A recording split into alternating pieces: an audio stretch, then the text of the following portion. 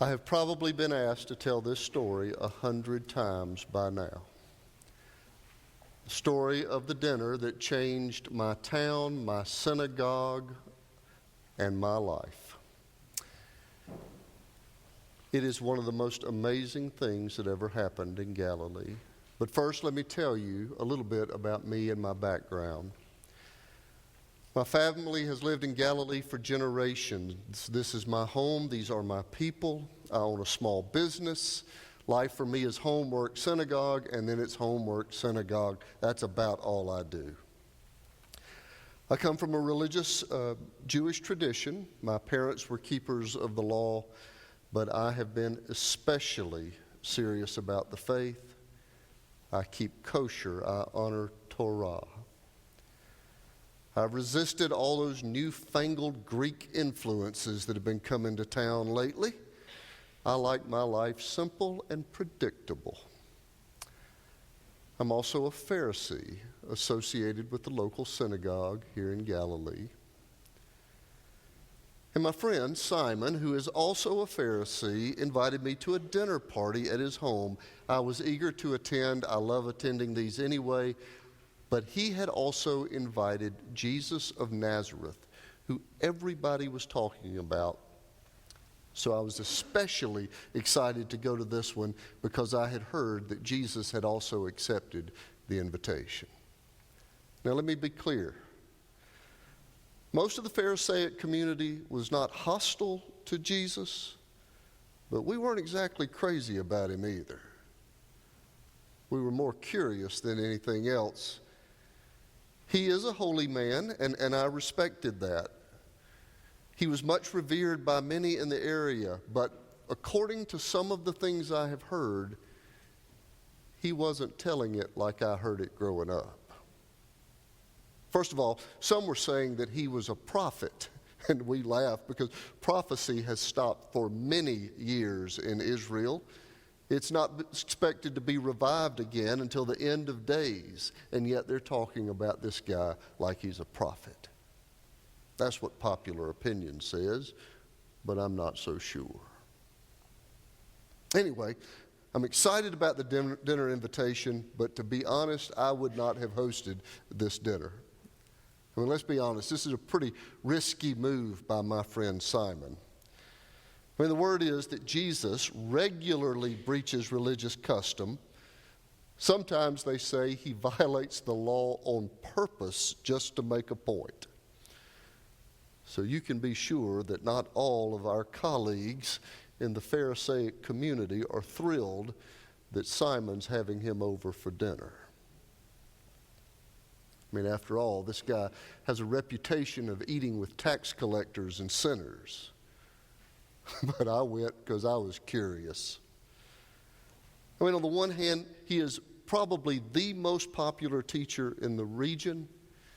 And yet, on the other hand, I've been told, and if this is accurate, that about half of what he says is upside down from everything I was taught as a kid.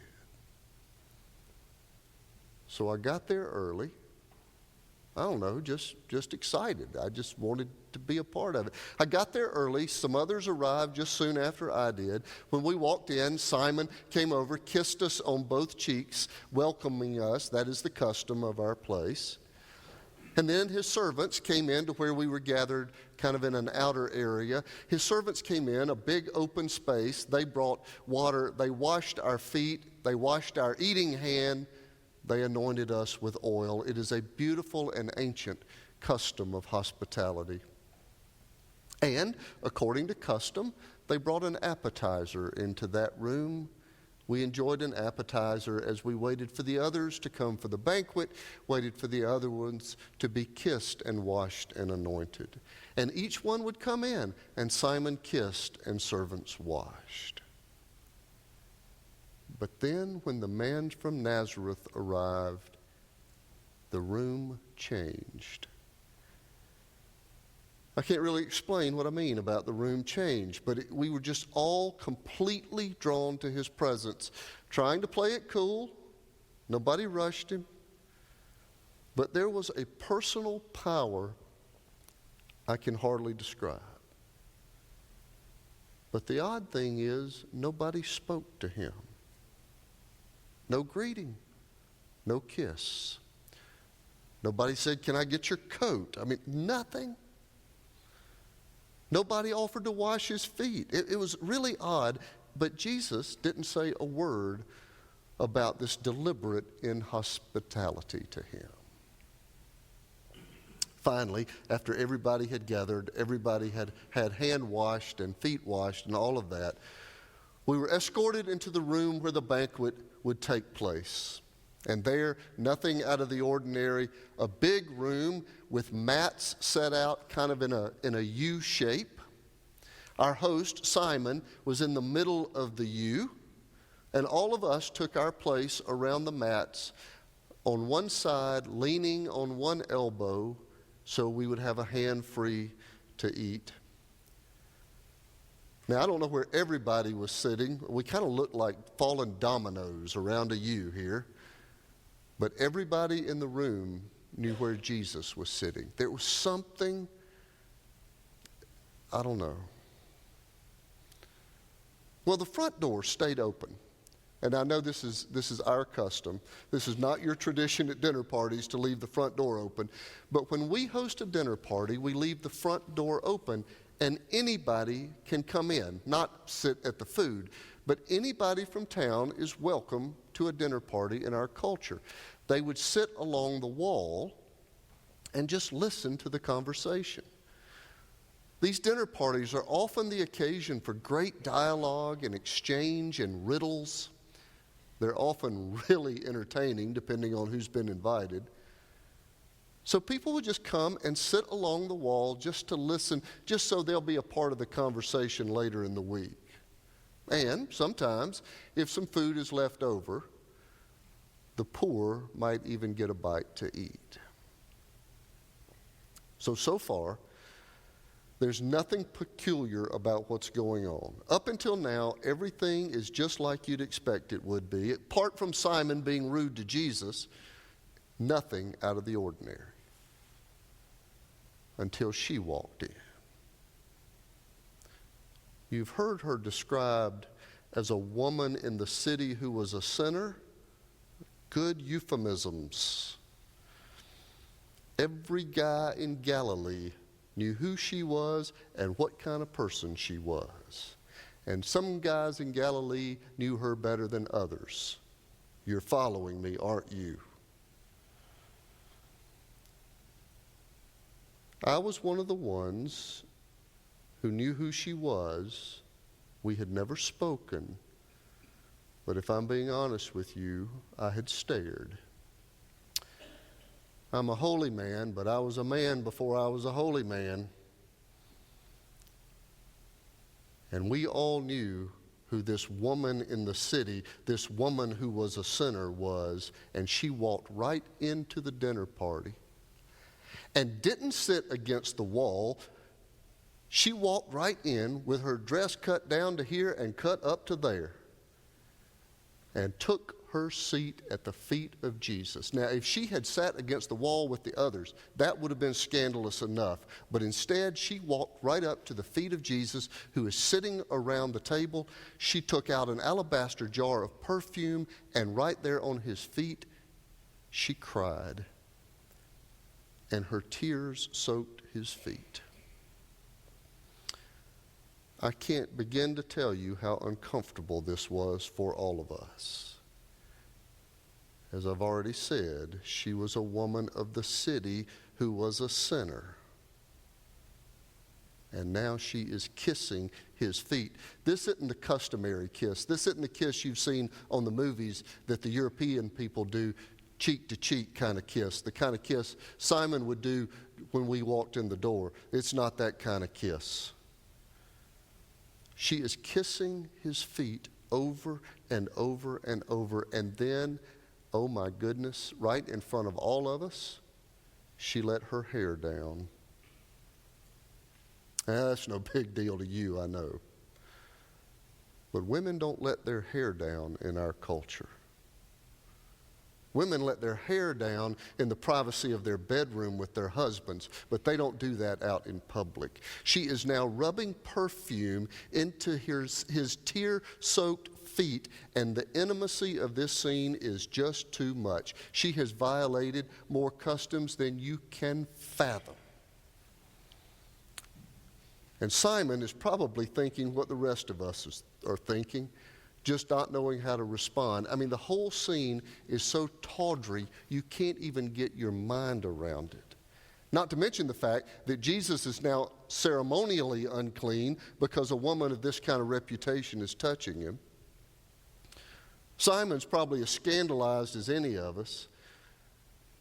But Jesus didn't seem uncomfortable in the least. And just when I expected Simon to intervene, Jesus calls Simon's name first. Simon, I have something to say to you. Simon responds, Teacher, speak. Now, I mentioned before that it was common in banquets to tell riddles. Riddles are a common banquet game of the culture. The non-invited guest would sit along just in case a riddle came up. That'd be a part of what they'd want to talk about during the week. Riddles are kind of a contest of wit and wisdom. And Jesus has just begun the game. Jesus says, a certain creditor has two people who owe him money. One guy owes him $40,000. The other guy owes him $4,000. When the two debtors are not able to pay, he cancels the debt of both of them. Which of these two will love the creditor more? Simon answered, I guess the guy who owed the more money. Jesus said, you have judged rightly. Riddle over. Then Jesus turns his back to Simon, looks at the woman we were not supposed to be looking at, but we were. But he looked at her differently. He looked at the woman and then said to the host, do you see this woman? When I came into your house, you did not give me water for my feet, but she's bathed my feet with her tears, dried them with her hair. You didn't greet me with a kiss, but from the time I came in, she didn't stop kissing my feet. You did not anoint my head with oil, but she has anointed my feet with ointment. So her sins, yeah, I know, there've been plenty of them, but her sins are forgiven because she has shown great love.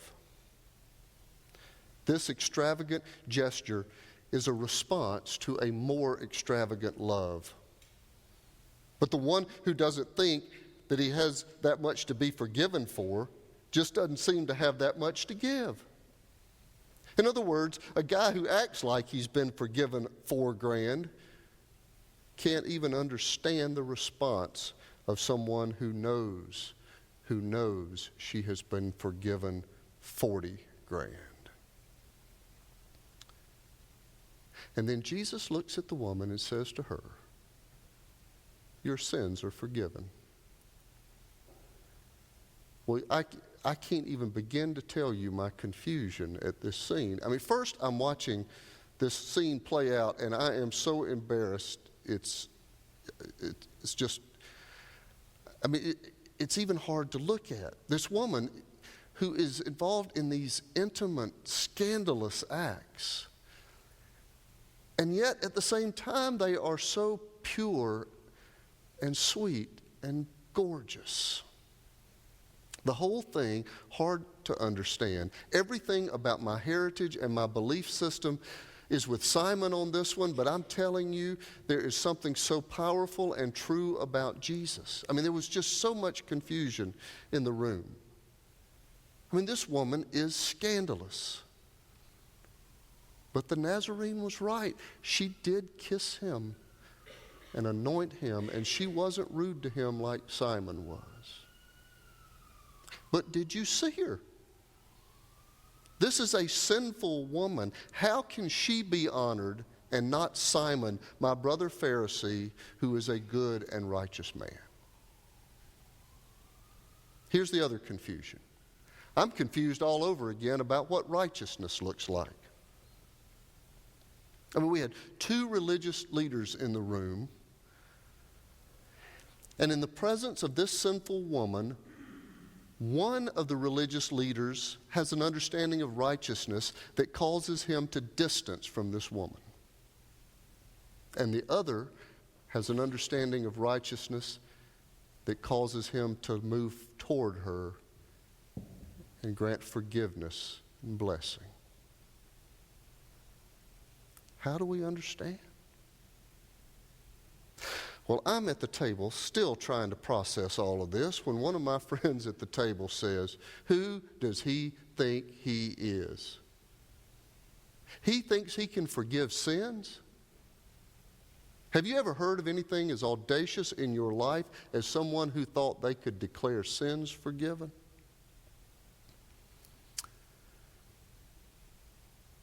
But when Jesus turned back to the woman, she was different. She was still beautiful. That's not what I mean. I mean, she was beautiful. She looked like freedom. She looked like white linen. She looked like somebody who had just been told their $40,000 debt had been wiped clean. She looked like peace. She looked whole. And Jesus said to her, "Your faith has saved you. Go in peace." Now, I know this sounds crazy, but just for a moment, I hoped I was 40 grand in debt just so I could know for myself what I saw in her eyes. Somehow this whole senseless scene made sense, and then it didn't make sense, and then it made sense again. I don't know. But something happened that was so true, so real, so pure, so perfect, I could understand why somebody would pour oil and cry and kiss and not even care. I saw somebody get set free. I know the rules. Don't confuse me with the rules. I'm telling you, I saw somebody get set free. And now I understand there is no response too extravagant for a love that true. You can sort out the righteous and unrighteous stuff for yourself, but I saw a woman who was free, and the only response she had to give was extravagance. It's the only possible response. Can you imagine anybody who has been set free by a love like that not responding with extravagance? As we stand and sing, you can pray about how you will respond to an extravagant love that has set you free. Let's sing together.